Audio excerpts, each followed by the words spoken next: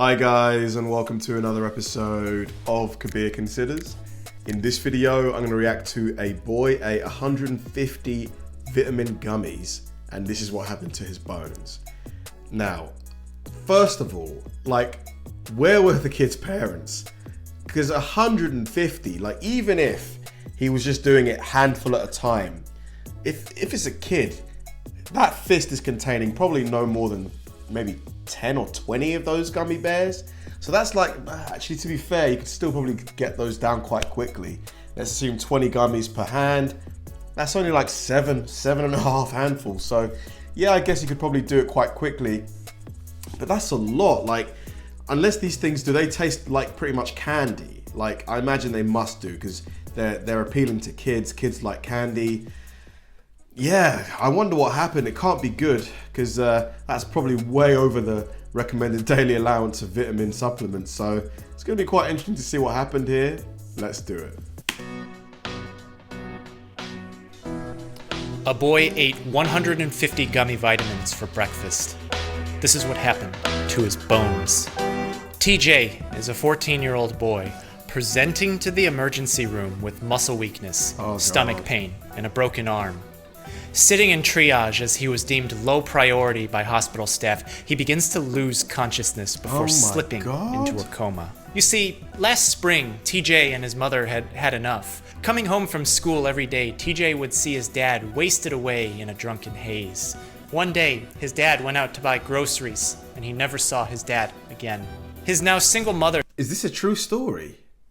thought to move to America, so the two together went to the big city to visit. They weren't poor, but neither spoke English, nor did they realize that things here are a bit different than at home. Since childhood, TJ had been a fan of gummy candies. He was curious to see what they tasted like in America, so his mother bought him many bottles. To them, candy coming in a bottle didn't seem strange. After all, they thought everything was supposed to be nice in America. Every day, he would eat 30 to 40 pieces, not knowing that the candies were actually vitamins. As the days went on, TJ's mother noticed that his belly was becoming swollen.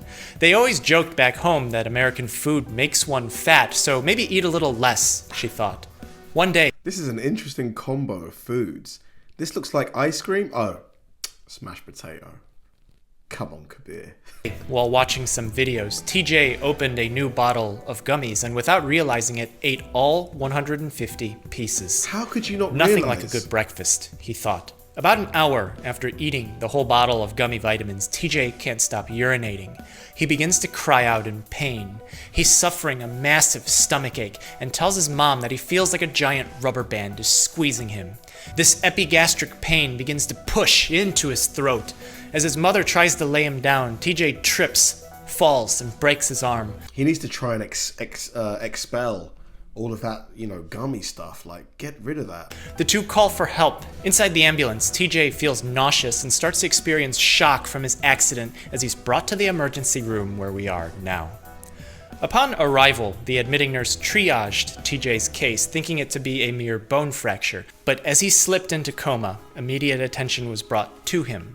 The broken bones were merely a sign of underlying problems, and given the patient's history of present illness, there are several clues as to what's happening. At physical examination, dry skin was found on his legs, along with fractured nails and obvious ascites, or fluid buildup causing a swollen stomach. The latter. This is crazy, because I just thought that if you ingest way too much supplements, your body can't absorb all of obviously everything, so you just expel the rest in urine. I didn't think this could happen to you. Means that TJ has liver damage, but a blood test indicates that his liver function is normal and that he's really suffering from hypercalcemia. Hyper meaning Excessive high. calcium, short for calcium, which is an essential calcium in his electrolyte, body. and emia meaning presence in blood. Yeah. High calcium presence in blood. Looking at the bottle of gummy vitamins that TJ ate, there's no calcium to be found. His mother tells the attending physician that he hasn't vomited or defecated since eating all 150 gummy vitamins for breakfast, meaning Well, he needs to do that ASAP. that there hasn't been a net flow of food out of his body. Those vitamins should be floating around somewhere in his blood and thus should be detectable in large amounts. Additional sampling of blood finds no significant elevations in vitamins A through E, and no elevations in iodine, They've been absorbed into his bones, have they? zinc, and selenium. Instead, it reveals that TJ is dehydrated, which is consistent with his profuse urination before falling into coma, but it also leads us to the first clue. Absence of vitamins in blood after eating 150 gummy vitamins means that they could have exited the body in the urine.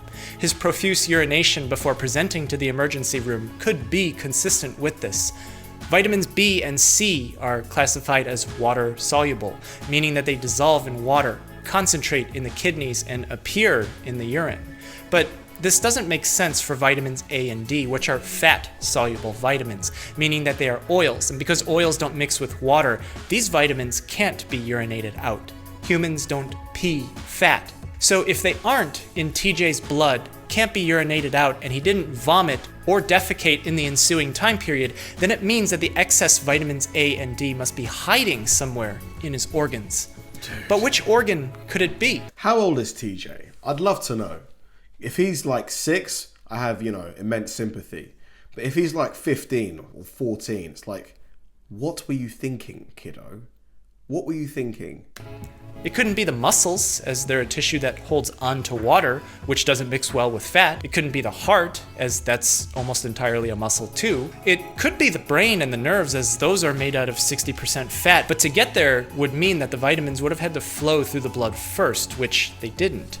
And because TJ ate the vitamins, the gummies traveled from his stomach into his intestines and absorbed into his liver, which was shown to be damaged with the physical sign of ascites. This indicates that TJ is suffering from hypervitaminosis, and it's responsible for his liver damage, his hypercalcemia, and his broken bones. Transjugular liver biopsy, where a catheter is placed through the jugular vein in the neck, guided through the heart and down into the liver where a sample is collected, finds that TJ has an increased number of fat-laden stellate cells, meaning that vitamin A has been accumulating for some time in his liver, engorging the cells, causing them to die and form scar tissue inside the liver. This means that TJ is experiencing vitamin A-induced hepatotoxicity, and that the 30 to 40 gummy vitamins he ate like candy every day since arriving to America were slowly destroying his liver. Oh, I just can't believe this. If this is true, this is crazy negligence from his mum. Like, I know his mum's a single parent, but how could you not know your kid is doing this? And how would you not, research this? Is this healthy? Is it healthy that my kid is eating mouthful after mouthful of vitamin gummy bears? I just can't believe this. This makes sense because in eating 150 gummy vitamins for breakfast, TJ had consumed 187,000 units of vitamin A in a single sitting. You would have to eat 720 eggs to have matched that vitamin A intake, and it's equal to 63 times the recommended daily amount. And because he would typically eat 30 to 40 pieces per day, which is 20 times the recommended daily dose, in addition to the other foods that he would eat, then we can conclude that his liver damage is because of hypervitaminosis A due to mistaken ingestion of gummy vitamins as candy. Vitamin A, formerly retinol, has been shown to be an antagonist on vitamin D action, meaning when there's too much of A in the body, then the effect of D could be impaired. But let's go back to the name of TJ's condition, hypercalcemia, high calcium presence in blood. Yeah, calcium is like what your bones are made of, right? So I'm guessing this is going to start messing with his bones. Vitamin D acts by increasing intestinal absorption of calcium, meaning it increases calcium levels in the blood through more uptake in food. TJ didn't eat any extra calcium in his gummy vitamins, but he did eat 75,000 units of vitamin D, 188 times the recommended daily value. And if vitamin A blocks the effect of vitamin D and prevents calcium in the intestines from absorbing it, then the source of his hypercalcemia must be coming from something breaking down and dissolving inside of his body. And the largest stores of endogenous calcium are the bones. Vitamin A is metabolized in the body to active retinoic acid, which is known to stimulate osteoclast formation. Osteo meaning bone, and clast from ancient right? Greek klastos meaning broken. Cells that soften, then slowly break bone down and release the remaining calcium into the blood. Oh no, so his bones are dissolving. Dude, this is terrible. This bone resorption had been accumulating in TJ since he started unknowingly eating gummy vitamins like candy until it reached a threshold where a simple fall that should have been no problem for a previously healthy 14-year-old boy fractured multiple bones in his arm. The consumption of excess nutrients causing bodily injury is a recurring modern world phenomenon. Milk was fortified with vitamin D in order to prevent rickets, or the softening of bone that can cause permanent deformation in children. Because that vitamin D increased intestinal calcium absorption, the fortification wasn't standardized. The British Pediatric Association in 1956 found 204 cases of hypercalcemia in infants who suffered vitamin D intoxication by drinking milk. God. This led to a failure to thrive that could have permanently stunted their growth. Epidemiological surveys showed that in Sweden and Norway, vitamin A intake was on average 6 times higher than in Southern Europe. In persons whose intake of vitamin A exceeded 5,000 units per day, bone mineral density was 10% less, and the risk of hip fracture was more than double that of someone who consumed less than 5,000 units per day. In 1597, a Dutch explorer stopped on Nova Zembla in modern-day Canada while trying to reach Indonesia. His men ate polar bear liver, and their skin started sloughing off in the dead of winter as they became gravely ill. It was identified in 1942 that vitamin A was the toxic component in seal and polar bear liver because in carnivores, 100 grams of liver contains anywhere from 1.3 to 1.8 million units of retinol compared to 50,000 units in an herbivore liver. In Kenya, a Homo erectus skeleton dated from about 1.5 million years ago was found to have large osteocytes with lacunae that produce osteolysis, the breaking down of bone, with evidence of partial dissolution of the bone matrix. The weakening. So that guy, whoever owned that skull, potentially ate maybe the liver of a polar bear or a seal, or just ingested way too much vitamin A. This story is pretty nuts. For me, the thing I keep thinking about is how this was allowed to happen. Like, was TJ's mum never eating breakfast with him? Was he always eating breakfast by himself? But then that would indicate that TJ is a teenager. He should know better. Like, it's just... Or am I being too harsh, guys? Do you think I'm being too harsh? Of structural integrity in bones is characteristic of vitamin A intoxication, and the dating of the skeleton coincides with a hypothesized increase in meat consumption in early humans. They may not have understood which animal livers were okay to eat, meaning that the mechanism of liver damage, ascites, hypercalcemia, and bone deterioration is the same in this proto-human as it is in TJ. We can mend the fractured bones. We can advise him on temporary behavioral changes to limit his risk of further fractures.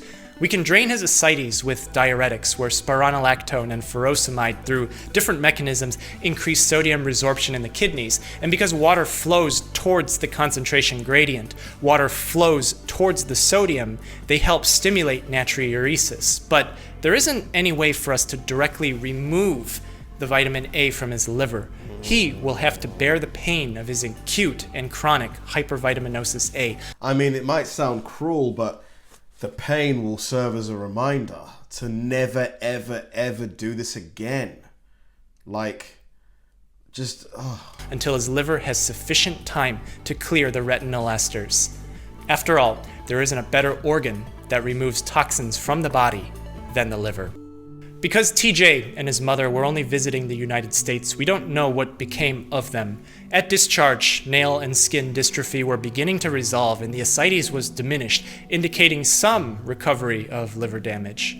Because he realized the gummies that he ate weren't actually candy but were really vitamins, immediate cessation of supplemental intake ensued. A follow-up date was scheduled but never honored by the patient, so while the ultimate final outcome of TJ isn't known, the last time that we saw him, he was on the right track to recovery. Hope you're okay, TJ.